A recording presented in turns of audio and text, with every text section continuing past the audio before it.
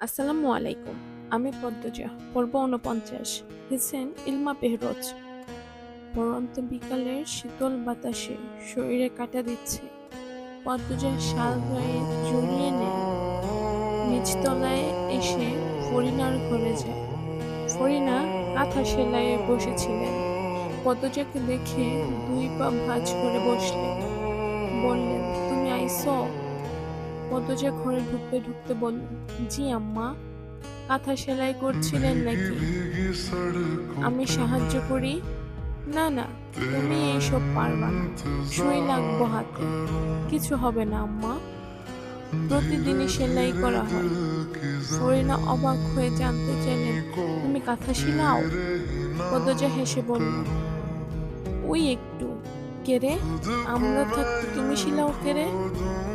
তোমার সৎ আম্মায় তো নকশি কাঁথা সেলায়, হ্যাঁ থাকতে তোমার সেলাই করা লাগে কেরে? পদ্মজা ফরিনার হাত থেকে সুই কেড়ে নিয়ে বলল, আব্বা মারা যাওয়ার পর ২ বছর আমি কেমন অবস্থায় ছিলাম জানেনই তো। সে অবস্থায় আমার পাশে আমার পরিবারের জন্য কিছু করা সম্ভব ছিল না। তখন উনি পর হয়েও, সৎ মা হয়েও নিজের ঘাড়ে সব দায়িত্ব তুলে নিলেন। কিন্তু উনি যতটুকু করতেন ততটুকু পরিবারে চলতে গিয়ে হিমশিম খেত। তাই আমিও চেষ্টা করি একটু, যদি নকশি কাঁথার পরিমাণটা বাড়ানো যায়। পদ্মজার ফুলের পাপড়ির মতো ফোলা ফোলা দুটি ঠোঁট, অল্প হাসি। সেই হাসিতে পরমা সুন্দরীর মুখমণ্ডল অল্প আভায় আলোকিত। ফরিনা অবাক হয়ে সেই হাসি দেখলেন। মন দিয়ে কাঁথার ফুল তুলছে পদ্মজা। দাঁত দিয়ে সুতা কেটে ফরিনার দিকে তাকালো সে। পদ্মজার নিখুঁত নাক মুখ। ফরিনা তাকিয়েই আছেন। পদ্মজা ডাকল, আম্মা। ফরিনার সম্বিত ফিরল। তিনি প্রশ্ন করলেন, তুমি নাকি শহরে কাম করো? পদ্মজা হাসল, বলল, করা হয়। প্রেমাপ্রান্ত দুজনেই পড়াশোনা করে। পড়াশোনার কত খরচ! আর পূর্ণা তো পড়াশোনার চেয়ে বেশি খরচ করে ফেলে শাড়ি, অলংকার কিনতে গিয়ে। আম্মা নেই, বাধা দিতে কষ্ট হয়। আর উনি নিজের সব অলংকার উজাড় করে দেয় আমার ৩ ভাই বোনকে। টাকা তো থাকে না, তাই চাকরি নিতে হলো। ২ বোনের বিয়ে দিতে হবে না। আমার তো ফরজ কাজ বাকি, তার জন্য টাকা জমাতে হচ্ছে। আর ওনার নকশি কাঁথার টাকার সাথে বেতনের কিছুটা অংশ মিলিয়ে পাঠিয়ে বেশ ভালোই চলছে। উনি আছেন বলে আমার মাথার উপর চাপটা কমেছে। বাসন্তী অনেক ভালো। আমি হের চেয়ে ৪ বছরের বড়, মেলা সম্মান করে আমার। আচ্ছা, আমি তোমারে বাইরে কাম করতে দিছে? এ প্রশ্নে পদ্মজা কপাল কুঁচকে বলল, আর বলবেন না আম্মা, কি যে যুদ্ধ করতে হয়েছে। শেষমেশ রাজি হয়েছে। কিন্তু ওনার অফিসে নাকি চাকরি করতে হবে। ওনার অফিসে চাকরি করলে উনি আমাকে কোনো কাজ করতে দিবেন? টাকা ঠিকই মাসে মাসে দিতেন। ঘর ফিরে স্বামীর টাকার বাপের বাড়ি খায় কথাটা আত্মসম্মানের সাথে লেগে যেত। এ নিয়ে ৩ দিন আমার সাথে ঝগড়া ছিল। আলাদা থেকেছি, কেউ কারো সাথে কথা বলিনি। ফরিনা বেশ আগ্রহ পাচ্ছেন। উৎসুক হয়ে জানতে চাইলেন, এরপর কি হলো? কাম করতে দিছে কেমনে? এরপর ৩ দিন পর এসে বলল, চাকরি পেয়েছে একটা, ৬ ঘন্টার কাজ, হিসাব রক্ষকের পদ, বেতন ভালো। জানেন আম্মা, আমি ভীষণ অবাক হয়েছি। এত কম সময়ে চাকরি, আবার বেতনও তুলনামূলক বেশি। এরপর জানতে পারি ওনার পরিচিত একজনের অফিসে চাকরি বন্দোবস্ত উনিই করেছেন। উনি চান না আমি বেশি সময় বাইরে থাকি। আবার জেদ ধরেও বসেছিলাম। এইভাবেই সব ঠিক হয় ইনশাল্লাহ আম্মা। ওনার বিয়েটা ধুমধাম হয়ে যাবে। তো দেরি আছে, অনেক পড়বে ও। ফরিনা পদ্মজার মাথায় হাত বুলিয়ে দিল, এরপর বললেন, আল্লাহ 1000 বছর বাঁচায় রাখো। আম্মা, রুম্পা ভাবির কি 3 তলায়? হ, আজ দেখতে যাব ভাবছি। চাবি কার কাছে? ফরিনা মুখ গোমরা করে বলল, হ্যাঁ, ঘরে যাওয়ার দরকার নাই, রিদওয়ান চাবি দিব না, ওর আর আমারে দাম দেয় না, যেমনে ইচ্ছা চলে। দিবে না মানে কি? আপনি গুরুজন, আপনাকে দিতে বাধ্য। চাইছিলাম একবার, যা ইচ্ছা কইয়া দিছে। ফরিনার মুখ আধার নেমে আসে।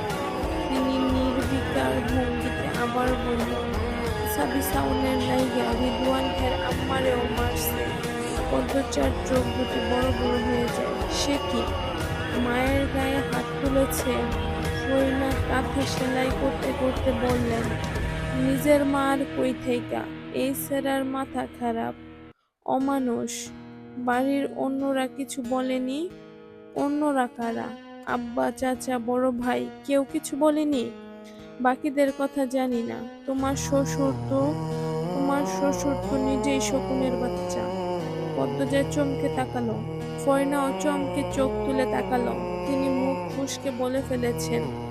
দুইজন দুইজনের দিকে অনেকক্ষণ তাকিয়ে রইল। পদ্মজা প্রশ্ন করার আগেই ফরিনা বললেন, কোনা গাছে উঠছে। সকালে আছার খাইলো, বিকালে ওইতেই গাছে উঠা গেছে। সেইডারে কয়টা মাইট দিও। পদ্মজা স্পষ্ট বুঝতে পারছে তার শাশুড়ি আগের কথাটা চাপা দেওয়ার চেষ্টা করছে। সে আগে বাড়ির কথা বলতে পারল না। মৃদু কণ্ঠে বলল, আমি আসি আম্মা, যাও। পদ্মজার দরজা অব্দি এসে ফিরে তাকালো। ফরিনা দ্রুত চোখ সরিয়ে নিলেন। পদ্মজা ঘর ছাড়তেই তিনি যেন হাঁফ ছেড়ে বাঁচলেন। পদ্মজা উদাসীন হয়ে হাঁটছে। ফরিনা কেন নিজের স্বামীকে শকুনের বাচ্চা বলেছে? পদ্মজা দ্রুত নিজেকে সামলে নিল। এখন এসব ভাবা যাবে না। রিদওয়ানের কাছ থেকে চাবি নিতে হবে। সে দ্রুত পায়ে হেঁটে রিদওয়ানের ঘরের সামনে আসে। দরজায় শেষ করতেই ওপাশ থেকে রিদওয়ানের কণ্ঠ ভেসে আসে, কে? পদ্মজা জবাব দিল না, আরো জোরে শব্দ করল। রিদওয়ান কপাল কুঁচকে দরজা খুলল। পদ্মজাকে দেখে কপালের ভাঁজ মিলিয়ে যায়, ঠোঁটে হাসি ফুটে ওঠে। মোটা হয়েছে আগের চেয়ে, গাল ভর্তি ঘন দাড়ি, এক দুটো চুল পেকেছে। সে খুশিতে গদগদ হয়ে বলল, আরে বাপরে, পদ্মজা আমার দুয়ারে আসছে। পদ্মজা সোজাসুজি বলল, রুম্পা ভাবির ঘরের চাবি দিন। রিদওয়ান দরজা ছেড়ে দাঁড়ালো। এতদিন পর এসেছ আবার আমার ঘরের সামনে? ভেতরে আসো, বসো, এরপর কথা বলি। আমি আপনার সাথে কথা বলতে আসিনি, দয়া করে চাবি দিন। চাবি তো দেব না, কি সমস্যা? রিদওয়ান পদ্মজার কাঁধে হাত রাখে বলল, আরে ঘরে আসো তো আগে। পদ্মজা এক ঝটকায় রিদওয়ানের হাত সরিয়ে দিল। চোখ গরম করে তাকিয়ে বলল, চাবি দিন। চোখ দিয়ে তো আগুন ঝরছে, কিন্তু আমি তো ভয় পাচ্ছি না। চাবি আমি দেব না। দেবেন না? রিদওয়ান আর মোড়া ভেঙে আলসে ভঙ্গিতে বলল, না।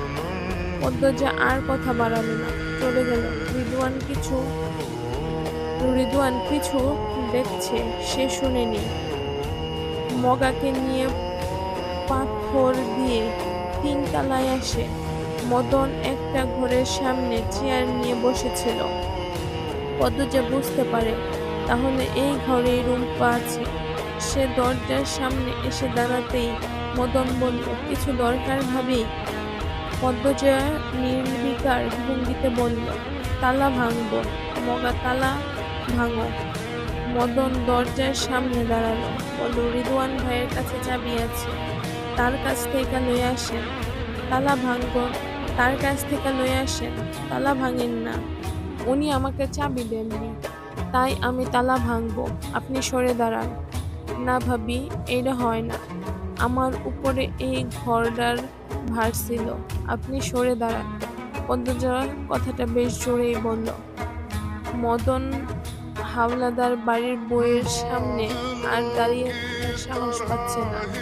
সে দৌড়ে নিচে যায়, বাড়ির সবাইকে গিয়ে বলল পদ্মজা তালা ভাঙছে। খলিল, আলমগীর আর রিদওয়ান, ফরিনা, আমিনা ছুটতে আসে। ততক্ষণে পদ্মজা তালা ভেঙে ফেলেছে। আমির হন্তদন্ত হয়ে এসে প্রশ্ন করল, তালা ভাঙবে কেন? আপনার ভাই আমাকে চাবি দেয়নি। আমার রুম্পা ভাবির সাথে দেখা করতে ইচ্ছে হচ্ছিল, তাই ভেঙেছি। এটা অসভ্যতা। তোমারে ভালো ভাবছিলাম। সেরি মানুষ এত তেজ অবশ্যই ভালো না। পদ্মজা এক নজর খালিদকে দেখলো, এরপর রুম্পার ঘরে ঢুকলো। রুম্পা ঘরের মাঝে মেঝেতে পড়ে আছে, লম্বা চুল এখন ঘাড় অব্দি। কে কেটে দিয়েছে? যেন চুল না, ময়লা ঝাড়ু। পদ্মজা দৌড়ে রুম্পার পাশে এসে বসে, রুম্পার শাড়ি দিয়ে ঢেকে দিল। ভাবি, ভাবি, শুনছো ভাবি? রুম্পার সাড়া নেই, গলায় হাতে নাকে মারের দাগ। ফরিনা দেখে চমকে যান, রুম্পার এক হাত চেপে ধরে উদ্বিগ্ন হয়ে প্রশ্ন করল, কেনায় মারছে বউরা রে? আল্লাহ গো, কেমনে মারছে? রক্ত হুগাইয়া পাথর হইয়া গেছে। এর লাইগা আমরারে রুম্পার কাছে আইতে দাও না তোমরা? বউরা তোমরা রে কি করছে? পাগল মানুষ। ফরিনা বাড়ির পুরুষদের দিকে চেয়ে কেঁদে বলল। আমিনা দূরেই দাঁড়িয়ে আছেন। তিনি বরাবরই অন্যরকম মানুষ, অহংকারী, হিংসু, অন্যদের ভালো দেখতে পারেন না। রানীর জীবনটা এভাবেই ধ্বংস হয়ে যাওয়ার পর আরো বেশি খামখেয়ালি হয়ে উঠেছে। পদ্মজা আমিরের দিকে তাকিয়ে হুঙ্কার দিয়ে উঠল, আপনি দাঁড়িয়ে আছেন কেন? অন্যরা পাষাণ, আপনি তো পাষাণ না। ভাবিকে বিছানায় তুলে দিন। পদ্মজার কথায় আমির রুম্পাকে তুলে দিল, বিছানায় শুইয়ে দিল। আমির ফরিনা ছাড়া বাকি সবাই বিরক্তিতে কপাল ভাঁজ করে চলে যায়। তারা অসন্তুষ্ট। খলিল যাওয়ার আগে বিড়বিড় করে পদ্মজাকে অনেক কিছু বললেন। পদ্মজা সেসব কানে তোলেননি। সে শুধু অবাক হয়, মানুষগুলোর প্রতি ঘৃণা হয়। সে রুম্পার জ্ঞান ফেরানোর চেষ্টা করছে। আমিরকে বলে কবিরাজ নিয়ে আসতে। আমির চলে যায়। ফরিনার কাছ থেকে পদ্মজা জানতে পারল তিনি 2 বছর আগে রুম্পাকে দেখেছেন। কি অবাক কাণ্ড! এখন চুল কাটা হয়েছে, জানেন না? পদ্মজা জানতে চাইল, কেন এত ভয় পান বাড়ির পুরুষদের? একটু শক্ত করে কথা বললে ভাবিকে দেখতে আসতে পারতেন না? ভাবির মা বাপের বাড়ি কোথায়? ওনার মেয়ের খোঁজ নেন না? রুম্পার মা বাপ নেই, ভাই আছে 2টা। ভাইগুলো আগেই খোঁজ নিত না, পাগল হওয়ার পর থেকে নামও নেয় না। মানুষ এত স্বার্থপর কি করে হয় আম্মা? ফরিনা রুম্পার শাড়ির ময়লা ঝেড়ে দেয়, ঘর দোর পরিষ্কার করে। রুম্পার জ্ঞান ফিরে, কিন্তু কথা বলার শক্তিটুকু নেই। সে ড্যাব ড্যাব করে পদ্মজার দিকে তাকিয়ে থাকে, যেন পদ্মজার জন্য অপেক্ষায় ছিল, পদ্মজার জন্যই বেঁচে আছে। কিছু বলার চেষ্টা করে, কিন্তু পারে না। এতদিন ধরে অনেক পানি ছাড়া কিছু দেওয়া হয় না। ক্ষুধার চোটে বালি খেয়েছে। ঘরের এক কোণে বালির বস্তা রাখা। পেট খারাপ হয়ে পুরো ঘর নষ্ট করেছে। বমি করতে করতে ক্লান্ত হয়ে গতকাল থেকে সে অজ্ঞান। তবুও কেউ এসে দেখেনি। পদ্মজার চোখের জল আপনা আপনি পড়ছে। রুম্পার কষ্ট তাকে দুমড়ে মুচড়ে দিচ্ছে। সে মনে মনে শপথ করে রুম্পাকে নিয়ে যাবে শহরে। ফরিনা ও পদ্মজা মিলে রুম্পাকে গোসল করালো। এরপর নতুন শাড়ি পরিয়ে গরম গরম ভাত খাওয়ালো। চুলে তেল দিয়ে দিল। খাওয়া শেষ। রুম্পা বিছানায় নেতিয়ে পড়ে। শরীরের শক্তিটুকু আসতে সময় লাগবে। একটু ঘুমালেই হয়তো একটু ঘুমালেই হতো। পদ্মজা রুম্পার মাথায় হাত বুলিয়ে দিয়ে বলল, ঘুমাও ভাবি। রুম্পার দুর্বল দুটি হাত পদ্মজার হাত শক্ত করে ধরতে চাইল। পদ্মজা টের পেল সে রুম্পার দুই হাত শক্ত করে ধরে বলল, তোমাকে ছেড়ে যাব না, থাকবো আমি। রুম্পার চোখ বেয়ে জল গড়িয়ে পড়ে পদ্মজা মুছে দিল। ফরিনা বলল, আম্মা, আমি আমার ঘর থেকে আমার আল কোরআন শরীফ আর জায়নামাজ নিয়ে আসি আর ইনাকে বলে আসি আপাতত আমি রুম্পা ভাবির সাথে থাকবো। যাও তুমি, আমি এইখানেই আছি। পদ্মজা বেরিয়ে গেল। বারান্দা পেরোবার সময় আলগা ঘরের সামনের উঠানে চোখ পড়ল। সেখানে পূর্ণা রানী বাচ্চাদের নিয়ে গোল্লা স্যুট খেলছে। পূর্ণার পরনে শাড়ি। মেয়েটা এত দস্যি হয়ে কি করে? সে চোখ সরিয়ে নিজের ঘরের দিকে গেল। সন্ধ্যায় আজান পড়ার বেশি দেরি নেই। রানী এক দলের নেতা, পূর্ণা অন্য দলের। দুই দলের নাম শাপলা আর গোলাপ। প্রতি দলের 6 জন করে। বাচ্চাগুলোর বয়স 9 থেকে 10 এরকম। আলো আলোক ঘরের বারান্দার চেয়ারে বসে আছেন। মৃদুল আলোক ঘর থেকে বেরিয়ে বলল, এই বাচ্চারা, আমিও খেলতাম। রানী বলল, না না, তোরে নিতাম না। পূর্ণা মৃদুলকে দেখে অন্যদিকে চাইল। তার ভীষণ লজ্জা করছে মৃদুলের সামনে পড়তে। মৃদুল আরেকটু এগিয়ে এসে বলল, ডরাইতাছস? ডরানিরই কথা, এই মৃদুলের সাথে কেউ পারে না। আর তুই তো মোটকি, কেমনে পারবি? আমি তোর 4 মাসের বড়। সম্মান দিয়ে কথা বল। মাঝখান থেকে সর, খেলতে দে। ধুর, তোর শরীর এখন খেলার সময়, আর তুই খেলতাছস? সর। এই বোয়াল মাছ, তোমার দলে একটারে বাদ দিয়ে আমারে লও। এই মুটকিরে 100টা গোল্লা না দিয়া আমি বাপের বেটা না। পূর্ণা হা করে তাকায়। তাকে বোয়াল মাছ ডাকা হচ্ছে, এই জন্য তার দিকে তাকিয়ে বাচ্চারাও হাসছে। দেখতে চকচকে সুন্দর হয়ে গেছে বলে কি যা ইচ্ছা ডাকার অধিকার বাঘিনী পূর্ণা দিয়ে দিবে? কখনোই না। সে তেলে বেগুনে জ্বলে উঠে বলল, আমাকে আপনার কোন দিক থেকে বোয়াল মাছের মতো মনে হচ্ছে? পূর্ণাকে কথা বলতে দেখে মৃদুল হাসল। রসিকতা করে বলল, আরে কালি বোয়াল দেখি কথাও কইতে পারে। পূর্ণা আহত হলো। এক হাত দিয়ে নিজের গাল ছুঁয়ে ভাবল, সে কি কালি ডাকার মতো কালো? বাঘিনী পূর্ণা মুহূর্তেই নিভে গেল। এখানে রুম্পা লেখা। বাঘিনী পূর্ণাটা মুহূর্তেই নিভে গেল। তার দুটি চোখ ছলছল করে ওঠে। যাকে পছন্দ করে সেই কালি বলে? পূর্ণা থম মেরে দাঁড়িয়ে রইল। রানী বলল, মৃদুলে স্বর কইতেছি, খেলতে দে। আমিও খেলতাম। এই আন্ডা তুই বাদ, তোর বদলে আমি বেআইনের দলে হয়ে খেলাম।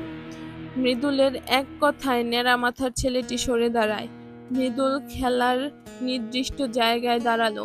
এরপর পূর্ণাকে বলল, কালি বেআইন, তুমি আগে যাইবা নাকি আমি আগে যাবো? পূর্ণা মিনমিনিয়ে বলল, আমি খেলবো না। রানী দূর থেকে বলল, দেখছস মৃদুল্লাহ, তুই খেলার মধ্যে ঢুকছস বইলা পূর্ণা খেলতো না। সব সময় কেন খালি খেলা নষ্ট কইরা দেস তুই? মৃদুল সেসব কথায় ভ্রুক্ষেপ করলো না। সে রসিকতার স্বরেই বলল, আরে বেআইনের শক্তি ফুরায় গেছে, আর খেলতে পারবো না। এই আন্ডা তুই আয়, বেআইন খেলবো না। তুই আজ হারবি রে আপা। রানী আত্মবিশ্বাসের সাথে বলল, আমার দলই জিতবো। আগে চাপা মারস না, আমার মতো দেখায় দে। এই পেটওয়ালা, তুই আগে যা। পূর্ণা ব্যথিত মন নিয়ে আলোক ঘর পেরিয়ে অন্দরমহলের পথে পা রাখে। সে কালো, সে জানে, কিন্তু কেউ কালি বললে তার খুব খারাপ লাগে। আল্লাহ কেন তাকে সৌন্দর্য দিল না, একটু ফর্সা করে দিল না? আর আপার মতো কালো রং সবাই সৌন্দর্য কেন খুঁজে পায় না। পূর্ণা 2 হাত দিয়ে 2 চোখের জল মুছে অভিমানী মন থেমে থেমে কাঁদছে। এই শাড়ি তো মৃদুলের দৃষ্টি আকর্ষণের জন্যই পরেছিল সে। দরকার নেই এই চকমকে পুরুষকে। কেউ তাকে কালি বললে সে ভীষণ রাগ করে, ভীষণ। আজকে এই পর্যন্ত। সে ভালো থাকুন, সুস্থ থাকুন।